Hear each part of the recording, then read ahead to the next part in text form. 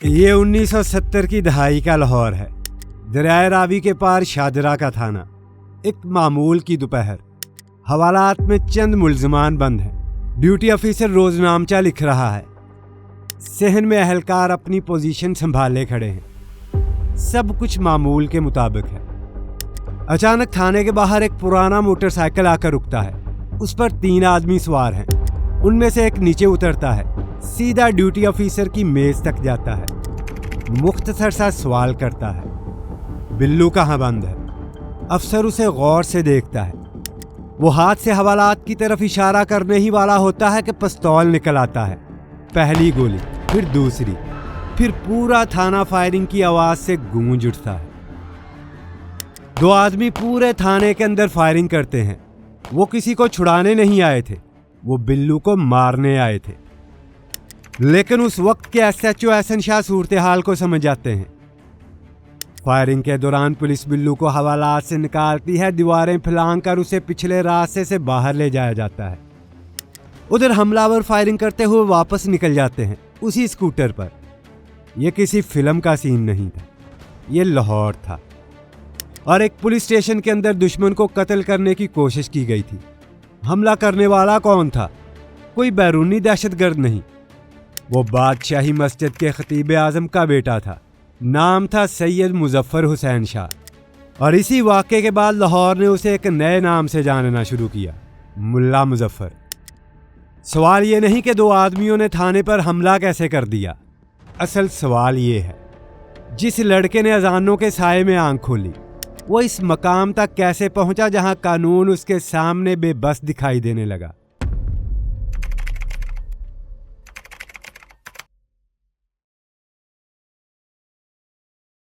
Firing کے چند minute بعد شاہدرہ کے تھانے کے باہر لوگ جمع ہونے لگے۔ وائرلیس سیٹ مسلسل چیخ رہے تھے، تھانہ اٹیک ہو گیا ہے۔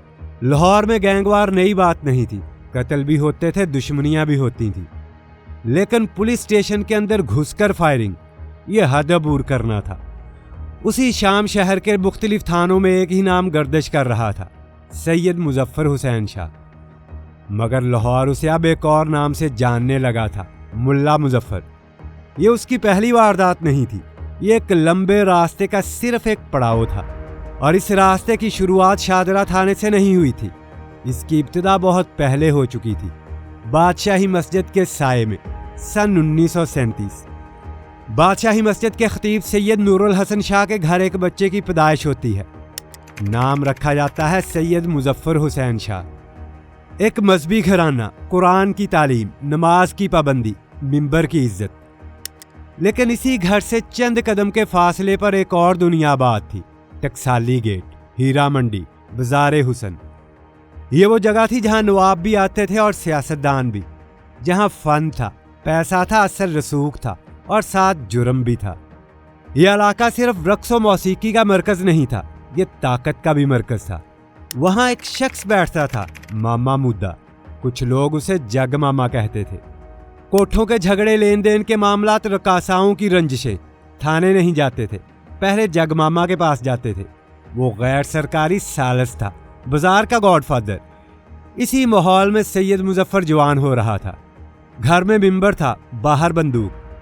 وقت کے ساتھ اس کے دوست بھی اسی ماحول سے بنے، انہی میں ایک نام تھا، مشتاق عرف پولا ترخان۔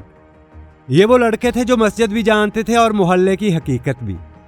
سوال یہ نہیں کہ وہ اچانک بدل گیا، سوال یہ ہے وہ کب بدلا۔ اس کا جواب 1974 میں ملتا ہے۔ ٹکسالی کے باہر اس کا مال برداری کا اڈا تھا، گڈے چلتے تھے، بلٹیاں آتی تھیں، سامان اترتا تھا، مزدور کندھوں پر بوجھ اٹھاتے تھے، وہ چارپائی پر بیٹھا حساب دیکھتا تھا۔ ایک دن معمولی تکرار ہوئی، بات بڑھی، اس کا دوست مشتاق عرف پولا ترخان غصے میں ایک مزدور کو مارنے لگا۔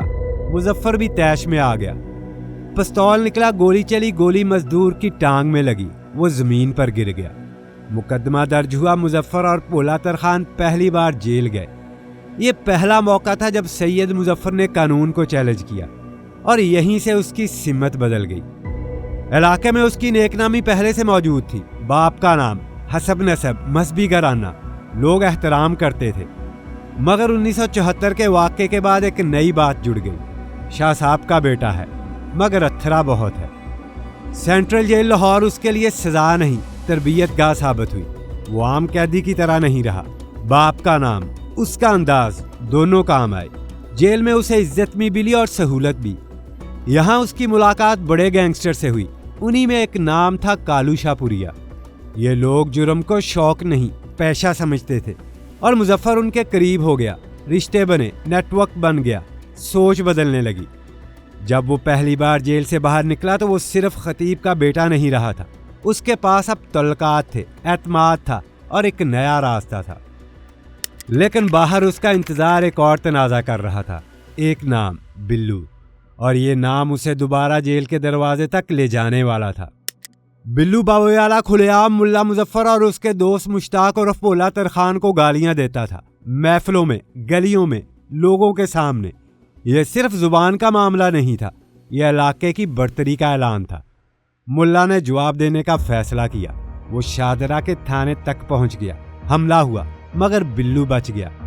کہانی یہیں ختم نہیں ہوئی۔ بلو کے اپنے بھی دشمن تھے، اور وہ بھی معمولی لوگ نہیں تھے۔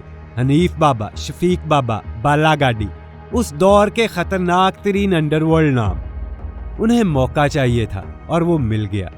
چند ہی عرصے بعد بلو مارا گیا۔ گولیاں کسی اور نے چلائی مگر نام آیا ملا مظفر کا۔ پولیس نے اسے اٹھا لیا۔ اس بار کیس معمولی نہیں تھا۔ عدالت چلی، گواہ آئے، فیصلہ سنایا گیا۔ 25 سال قید۔ یہ سزا صرف ایک قتل کی نہیں تھی، یہ اس راستے کی قیمت تھی جس پر وہ قدم رکھ چکا تھا۔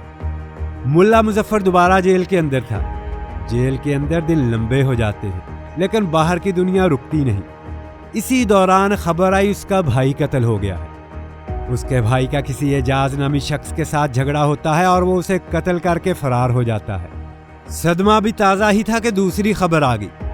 چند ہی عرصے بعد اعجاز نے دوسرے بھائی کو گولی مار دی، وہ بھی بادشاہی مسجد کے صحن میں۔ بادشاہی مسجد کے اندر قتل کا یہ پہلا اور آخری واقعہ ہے۔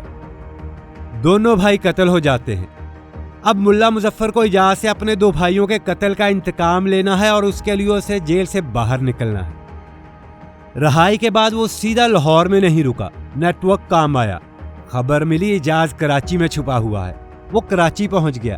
اعجاز پکڑا گیا۔ گراری والے ریوالور سے فائر کیا گیا۔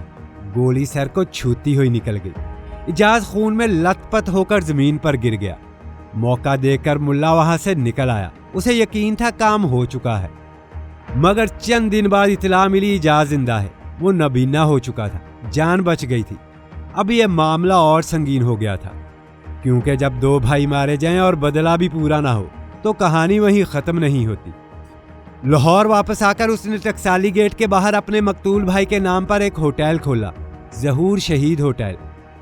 ایک دن وہ وہیں بیٹھا تھا کہ اعجاز جو اب نابینا ہو چکا تھا، درجن بھر ساتھیوں کے ساتھ حملہ آور ہوا۔ ہوٹل پر اندھا دھند فائرنگ ہوئی۔